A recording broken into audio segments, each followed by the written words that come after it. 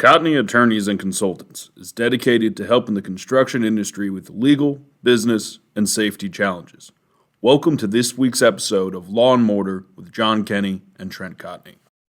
Hey, this is Trent Cotney, CEO of Cotney Attorneys and Consultants. I want to welcome you to another episode of Law Mortar. As always, I've got the man, the myth, John Kenny with me. John, how are you doing? Doing great. Well, it's glad to have you back in town on this one. We tried to cover for you the best we could while you're out hitting the road. Yeah, it's been a busy few weeks. Spent some time in Nashville and Chicago, about to head out to New Orleans for the International Roofing Expo. Why don't we start there, John? We've got a lot on our plate. I know I fly in Sunday. I've got the NRCA board meetings followed by affiliate meetings on Monday, several receptions and dinners and whatnot, trade show. And then I know I'm speaking along with you, panel discussion on the latest in the supply chain crisis. And we've got Craig Brightup, Leo Ibarra, and Jason Stanley from Ivy Roof Systems with us.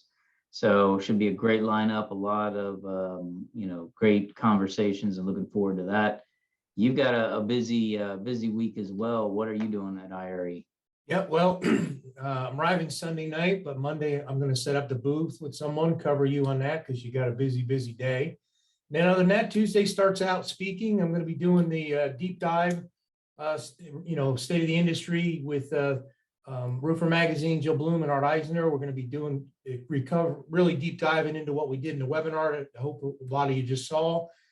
And then Tuesday afternoon, we're going to be out on the floor. We got a floor show at the educational booth with us and Java and John and with L3 Technologies. You want to see it? It's on training in technology and where it's all heading. It's going to be really good. I think they're 45-minute sessions. Everybody should really get a lot out of that. We're going to cover a lot of different areas. And then let's see, Wednesday, I kick off with in the morning with estimating the right way. I hope to see many of you there. I've heard a few said they'd stop by. And then, of course, as you said on Thursday, I'll be hooked over with you on the panel. Looking forward to that. Yep, trade show all day long. It'll be a busy week. So got a lot going on. Looking forward to it. Elsewhere in the news, John, it's the vaccine mandates have gotten a lot of publicity. As everybody knows, hopefully by now, the Supreme Court struck down the OSHA emergency temporary standard, saying that OSHA had exceeded its authority.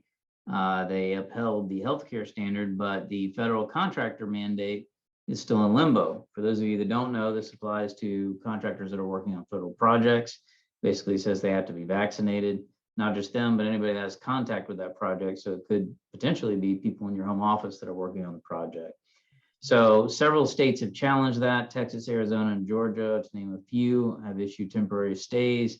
Right now, it is on hold. So we can anticipate sometime probably within the next few weeks to learn what the outcome is going to be there. John, what do you think is going to happen? I don't know. It's I wish I had better answers on this because I don't really ever understand how some of these things come out and how they end up. But it's kind of it's why Vegas puts odds on a lot of things. But personal opinion from what I hear, I think this one probably has a better chance of being upheld than the other one, just because it's the federal money involved and being the fact that they've already upheld the anybody with Medicare, Medicaid money in health facilities, because the government's paying for it, then that upheld, even though it's not new construction, but I think they're going to kind of jump off of that. That's just my opinion. I think it's going to go through. Yeah, I could see it having a greater chance of success. The only portion that I kind of question is tying in people that aren't physically on the roof. If they're tying in people from the home office, I don't know to what extent that's necessary, but I do agree with you because federal money's involved. I think it stands a greater chance of surviving judicial scrutiny. John, something else that's kind of been on my mind as we get into January. Obviously, a lot of contractors are on tight schedules because they, closed out their year end. They might have, done certain things for taxes. They might have emptied the coffers for tax purposes. You never know. And collections is absolutely critical during the month of January to keep that cash flow going. Cash is king, and that's always the case, no matter whether you got good times or bad times. So what's some tips that you would give contractors with regard to collections, especially, this early in the year? Well, what I recommend is you probably got what I'm going to call bad debt, for lack of a better word. Clean that up first. What I mean by that is, I'm not saying you got to do it all in the books, but if you don't, almost use the 80-20 rule.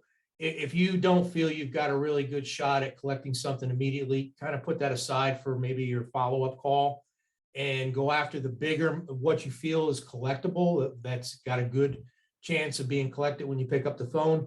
Then you kick that 80-20 in. So what I mean by that is go after the larger money first, because that's going to make the most impact on the collections, and then work your way down the list to the smaller money.